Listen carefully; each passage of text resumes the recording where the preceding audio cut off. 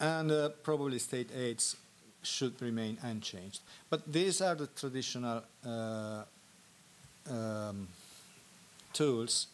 A new idea could be to be suggested to be an income safety net, because often we cannot think to stabilize prices. Price variability is a natural component of market, and naturally it has been enhanced by the recent changes in common agricultural policy. So just let's say neutralize the effects of this price stability, avoiding that it will result in an income instability. So we can imagine income safety net under the umbrella of the rural development instruments, so that member states could provide co-funded financial compensation for significant reduction in their income.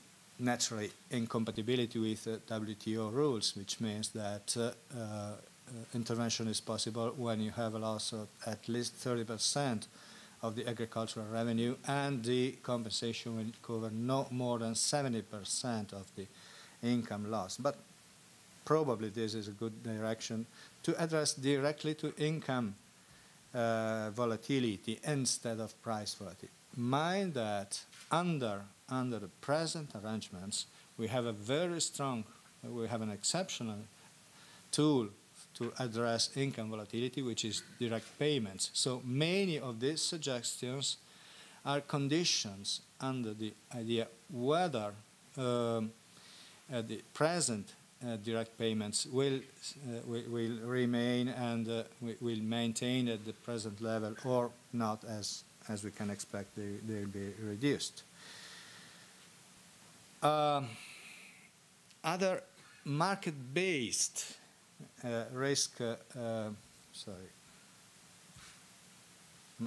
other market-based risk management instruments we can imagine are forward contracting. Forward contracting has always played a role in helping individual producers to manage price risk. We imagine that we could push towards contractualization, that is, suggesting the use of collective agreements between suppliers and processors to manage prices equitably. This is a tool operational in some member countries, but not in many of them. So generalization of contractualization on a collective basis. Future markets can be a useful tool to cope with price volatility, to contribute to price discovery. Probably we have a number of drawbacks to be addressed. Often the minimum contract is over the quantity relevant for individual farmers. It can be a risky possibility for individual farmers. So we have seen that in the story of European agriculture that future markets never developed except some areas, probably due to the strong protection under the past and present common agricultural policy. We can study ways to develop futures more adapted to specific European agricultural reality. Revenue or income insurance, again, income insurance can be a strong tool to stabilize incomes. Moreover, these are at least a couple of these of intervention of this kind are can be included in the green box under the WTO rules, namely government financial participation in income insurance programs and payments for relief from natural disasters. But again, mind that probably this is second best right now compared with direct payments for income stabilization. And mutual funds have a long tradition in some member states, and the policy should take a proactive attitude in supporting the development of such mechanisms wherever they are appropriate. Another area to work on is market transparency. We observe an increasing need to avoid unjustified practices and obligations along the food chain over the food safety and quality needs to be used as marketing tools by processors, by retailers, by the downstream levels of the supply chain. Sometimes we can observe local or regional imbalances in demand and supply due to lack of infrastructures, due to disparities in marketing and food safety standards. So this area can be addressed through a system of price monitoring where independent price monitoring structures can be developed in parallel with the official networks of data collecting and widespreading. Again, the uncertainty in agriculture and food production needs more frequent systematic projections on food prices, which should be transparent to the public and farmers and take into account different special scales, take into account the heterogeneity of European agriculture and to different vertical levels in the food chain. Competition law is an essential tool for the internal market. Probably we can observe that more usable guidelines are needed over competition policy in order to make it a real transparency tool.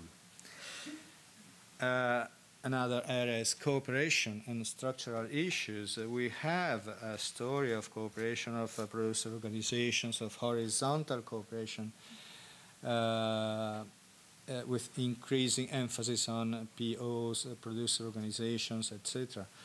But we observe that there is still very little dialogue between farmers, traders, processors, supermarkets, so very few has been done in terms of vertical cooperation.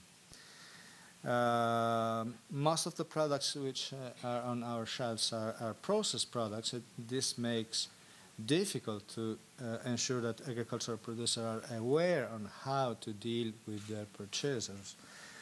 So the CAP needs to develop mechanisms to promote cooperation and integration in the food chain, improving the relationships between producer, processors, and consumers, even through financial incentives to promote these vertical relations, these vertical links, as one possibility to empower farmers to be able to respond to a rapidly changing market. Well, one point we touch we didn't really go into, but we must know that we have a global dimension of market and price volatility in terms of food security. We know that in the past many of the mechanisms in place to stabilize agricultural markets in Europe had the effect of transfer instability into the international market. So increased volatility or bias at the international level. So in very general terms, European Union should actively participate in developing effective solutions and multilateral solutions to reduce the volatility of internal agricultural markets and address food security issues. So just to shortly recall, We know that price volatility is normal in a free market, but extreme volatility, as we experience, can create major difficulties, not only to individual businesses, but also for the entire agricultural and food sector or a region or a state. And to some extent, this extreme volatility is the daughter of recent developments in EU and international policy arrangements. So, EU agricultural markets are now much more linked to world markets than in the past. Therefore, we must address the market volatility at the same time at the European and international level. To work towards a stable environment for farming business, market policy should be complemented by structural reforms. Many of the suggestions we made are under the umbrella of the rural development instrument. Naturally, one solution for addressing extreme price volatility is to use safety net mechanisms, use present tools as a safety net, but also stimulating innovation plays a key role in responding to volatility and make European agriculture more responsive to price and market conditions.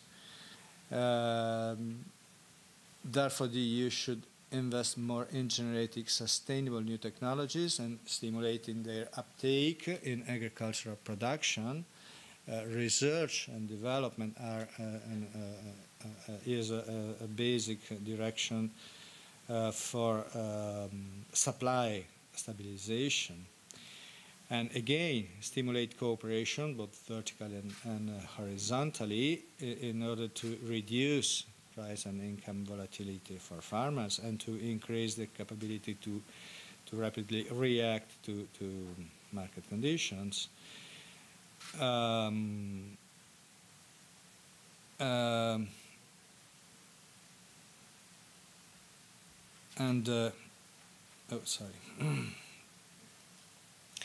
Provisions should be made under the second pillar to permit member states to provide income insurance and safety net schemes.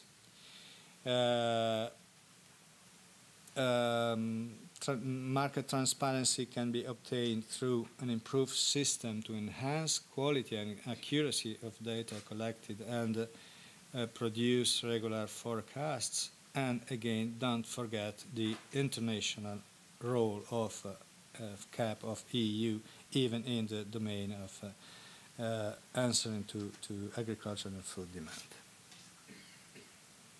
Thank you.